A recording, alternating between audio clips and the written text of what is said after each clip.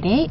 Today we are reading Kate DiCamillo's new book, The Hotel Balzaar, and this is a Normandy tale, illustrated by Julia Sarda. So we are going to read the first chapter. I'm really excited. It just came in the mail today, so this is a brand new book for us too. It says, long ago in the land of Normandy, the Hotel Balzaar. And there are some pictures in here which are really pretty and really nice. Chapter 1. In March of that year, Marta and her mother arrived at the Hotel Balzaar. They were given an attic room that contained a bed, a sink, and a battered chest of drawers. The small room had a round window that faced east, and the sun, when it rose each morning, shone in the room with a beguiling brilliance, lighting up the bed frame, the porcelain of the sink, and the faded flowers on the wallpaper. Every morning, Marta's mother got up before the sun. She washed her face and put on her uniform, and she bent over. Marta kissed her forehead and said to her again the words she had spoken on their first morning there. All day long you must be quiet, quiet. You may leave the room, but wherever you go, you must be as quiet as a small mouse. You must bother no one. You must not be a nuisance ever. You understand? You can do this. Yes, Mama, said Marta, I can do this. After her mother left, Marta got up and washed at the sink. She brushed her teeth and dressed. She took the back stairs, wooden, worn, and dark. Not the elevator, her mother had said. Never the elevator. The elevator is not for us.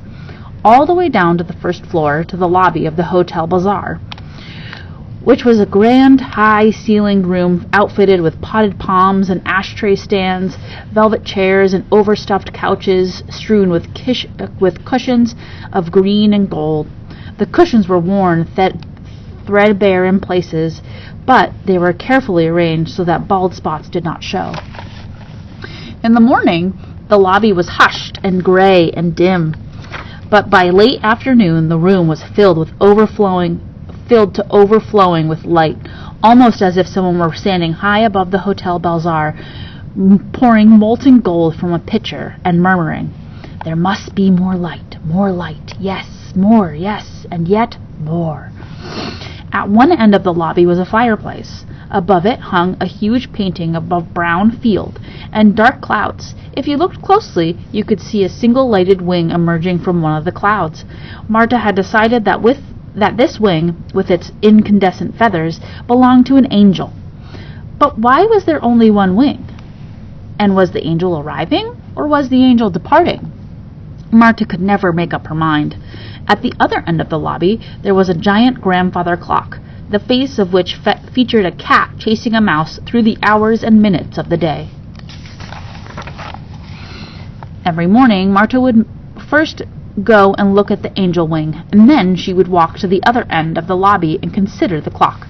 Always, as she stared at the painting and the clock, Marta stood with her hands behind her back.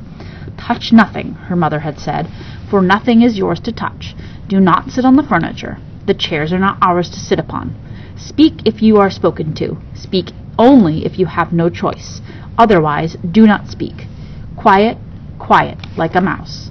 So Marta stood, quiet hands behind her back, and considered the fate of the clock mouse to be forever chased by the clock cat. It was good, she supposed, that the mouse would never be caught.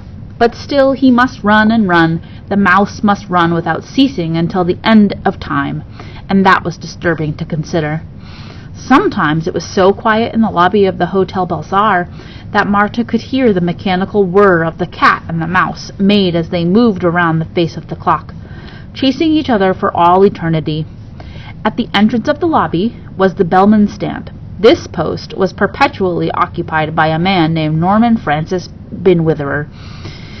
Norman was 500 or perhaps 600 years old. His teeth were yellow. Huge tufts of hair sprang from his ears. His bellman's suit was shiny at the knees and the elbows, and he wore his little bellman's cap at a jaunty angle, so that it obscured his left eye. Norman could sleep standing up, with his back very straight and a smile on his face. A skill, my dear, Norman had said to Marta the first time he woke and found her studying him. A skill of incalculable worth. Marta backed up. She felt her face flush. "Norman Francis Binwithier, at your service," said Norman. He clicked his heels together and took the cap from his head and bowed deeply to her. "I'm not supposed to talk to anyone," Marta said. "Of course," said Norman. He put the little hat back on his head, and it immediately slid down and covered his left eye. "We have not spoken," said Norman. "You and I. In this business, discretion is everything. Discretion is all. Speaking of discretion, may I say that I have noticed you discreetly studying the painting and also the clock?" He smiled. Marta smiled back. "I'm Marta," she said. Immediately she regretted saying her name. She heard her mother's voice. "Speak only if you have no choice." "Marta," said Norman. "Marta, the lady who studies art and time. Marta, whom I never met, spoken to, or seen." He winked at her. "Discretion, you see?" Norman slept most of the day, always with a smile on his face. If he was awake, he would look at Marta and wink a slow wink. Sometimes he produced a coin from one of his hairy ears and presented it to her with a solemn bow. Marta said to him, "You smile when you sleep. Are you dreaming?" "Of course," said Norman. "Otherwise, what's the point of going away so?" "Point to go away so." "What do you dream of?" asked Marta. What a question from someone who was not supposed to speak. Marta's face grew warm. She looked down at the scuffed toes of her shoes. "Shh, shh, so," said Norman. "I will tell you. I dream of the meadow behind my grandfather's house. I dream of the blue flowers there, and of the tall grasses and the bees buzzing. What do you dream of, lady?" "I don't dream," said Marta. This was not true. She did dream. She dreamed of her father returning. It was a dream in which she opened a window or a door, and a dazzling square of light suddenly entered the room, and then behind the light was her father, wearing a black suit, walking toward her, smiling.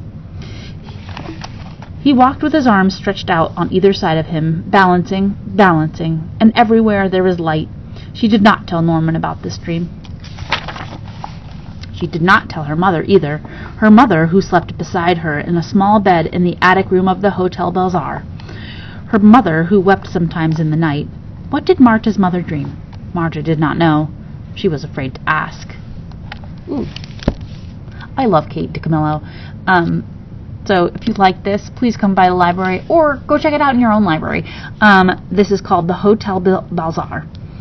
And I love those images as well. But we'll see you next week, and I hope you have a nice Friday. Bye!